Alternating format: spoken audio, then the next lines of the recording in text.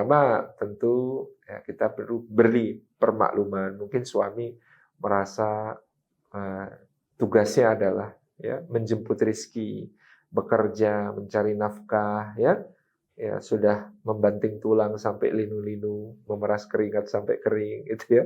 Sehingga kemudian hal-hal semacam itu dia merasa dia telah memberikan keleluasaan kepada perdana menterinya yang di rumah, yaitu istrinya, untuk menyusunkan konsep-konsep, untuk terlibat aktif di dalamnya.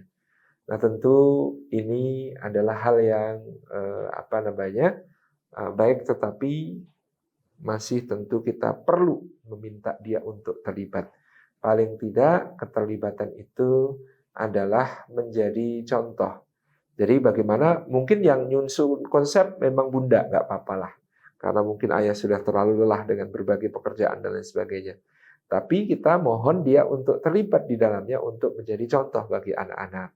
Bagaimana kemudian mendidik anak-anak untuk rajin sholat, maka ya ayah dan terutama ayah yang di sini harus mencontohkan kebahagiaannya ketika adzan berkumandang, keceriaannya ketika melaksanakan sholat berjamaah.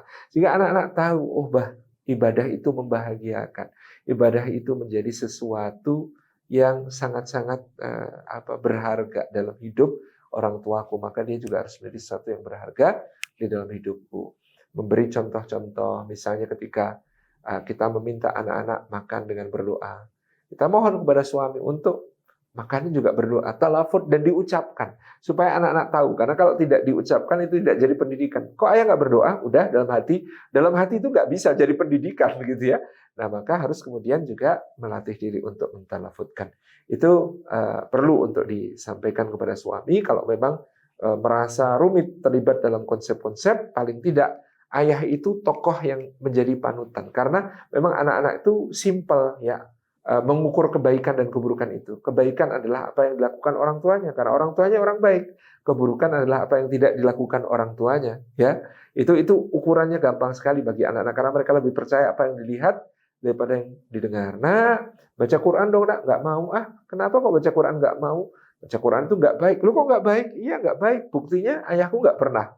Nah, karena ayahku orang baik, ayahku yang orang baik nggak pernah baca Quran, berarti baca Quran itu nggak baik. Sesimpel itu cara berpikirnya anak-anak kita. Atau sebaliknya, nah jangan ambil barang pakai kaki dong, nggak sopan. Oh sopan, kok sopan gimana? Iya, soalnya bundaku sering. Itu kan ukuran simple. Yang dilakukan oleh orang tua adalah baik, yang tidak dilakukan adalah tidak baik. Saya kira itu. Nanti kalau bisa mungkin rekaman apa yang menjadi jawaban saya bisa disampaikan kepada suami untuk tetap ya punya peran di dalam bagaimana kemudian menjadi teladan bagi anak-anaknya, model bagi anak-anaknya. Demikian, Pak.